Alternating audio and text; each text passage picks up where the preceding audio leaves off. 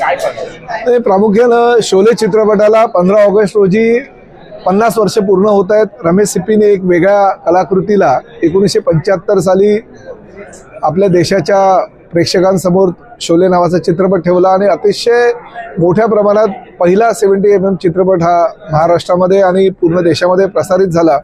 योगायोगानं बरोबर 15 ऑगस्टला 50 वर्ष पूर्ण होत आहेत आणि 16 तारखेला आपली दहीहंडी आहे। त्यामुळे ह्या दहीहंडीमध्ये शोलेचं कुठेतरी आपलेपण असावं या माध्यमातून ही थीम यावर्षीची आम्ही शोले चित्रपटाची ठेवलेली आहे। मध्यंतरीच्या काळामध्ये आमचे मित्र रमेश सिप्पी यांचा सत्कार सुद्धा मी केला होता, कारण शेवटी कुठलीही कलाकृती पेश करत असताना त्या चित्रपटाच्या निर्मात्याला डायरेक्टरला किती कष्ट करावे लागतात याची मला कल्पना आहे। त्यामुळे मी त्याचा सन्मान सुद्धा केला आणि आम्ही ह्या गोष्टीला सुद्धा आनंद आहे की एकमेव हा चित्रपट आहे देशातील आपला की त्याचे बहुतांश कलावंत अजूनही हयात आहेत। म्हणजे अमिताभ बच्चन, धर्मेंद्र, हेमा मालिनी, जया भादुरी, आसरानी, सचिन पिळगावकरांपासून अनेक कलावंत आजही आमच्यामध्ये आहेत आणि चित्रपटामध्ये सुद्धा बहुतांश कलावंत अजूनही भूमिका निभावत आहेत।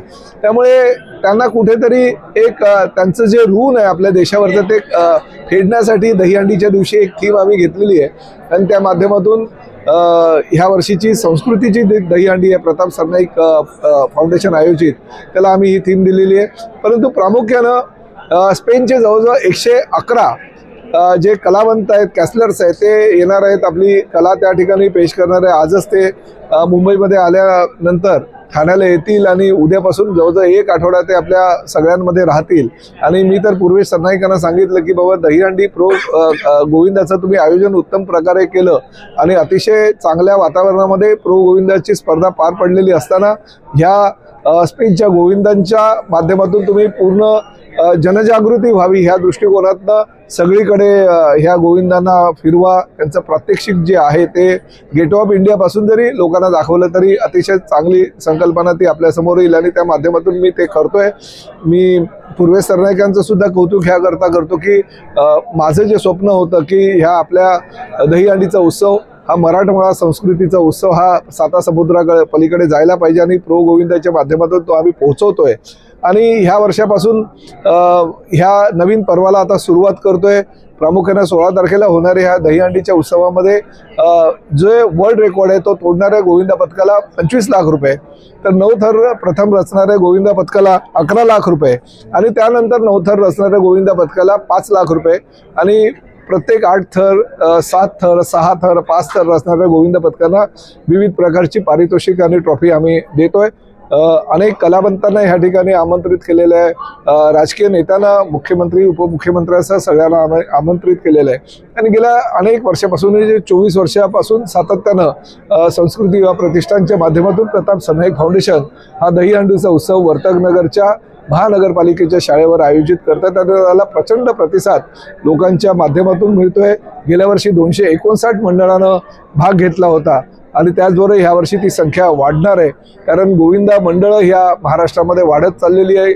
आम्ही दरवर्षी 1 लाख गोविंदाला विम्यासाठी राज्य शासनाकडे साकडं घालायचो। ह्या वर्षी 1.5 लाख गोविंदांसाठी साकडं घातलं होतं आणि राज्य शासनानं 1,12,50,000 रुपयाचं विम्याचं कवच 1.5 लाख गोविंदा पथकांना दिलेलं आहे। आजपर्यंत 1,26,000 गोविंदांची नोंदणी त्यामध्ये झालेली आहे। आमच्या दृष्टीने अभिमानाची गोष्ट आहे आणि भविष्यामध्ये सुद्धा कुठल्याही प्रकारे ह्या विम्याचं संरक्षण त्यांना तर मिळालं पाहिजे, पण अपघात होऊ नये ही भूमिका असल्याकारणानं प्रताप सरनाईक सातत्यानं क्रीडा प्रकारामध्ये गोविंदाचा समावेश व्हावा ही मागणी जी होती ती पूर्ण केल्यामुळे आता ही अपघातांची मालिका जी आहे ती थांबवावी आणि त्यांना संरक्षण मिळावं हा त्या पाठीमागचा उद्देश आहे।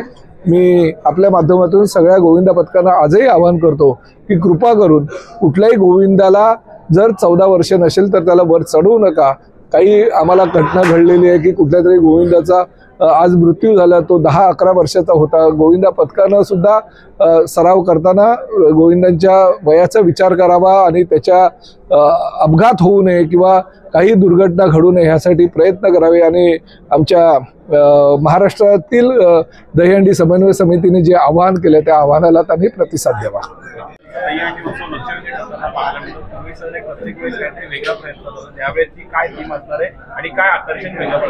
नाही, नक्कीच आपल्या या दहीहंडीला, महाराष्ट्राच्या ही संस्कृतीला आणि खास करून आपल्या या गोविंदासचं त्यांना एक आंतरराष्ट्रीय स्तरावर नेण्याचं स्वप्न आदरणीय एकनाथजी शिंदे साहेब आणि आदरणीय प्रतापजी सरनाईक साहेबांनी पाहिलेलं आहे.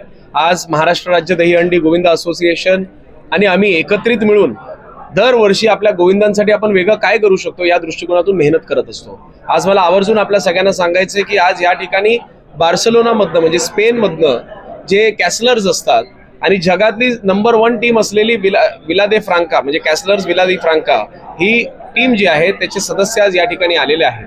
आणि खास करून आज रात्री मार्कस दे सॉल्ट ही जी तिथली अतिशय चांगली अशी टीम आहे त्याचे 111 सदस्य हे आज आपल्या ठाण्यामध्ये येणार आहेत.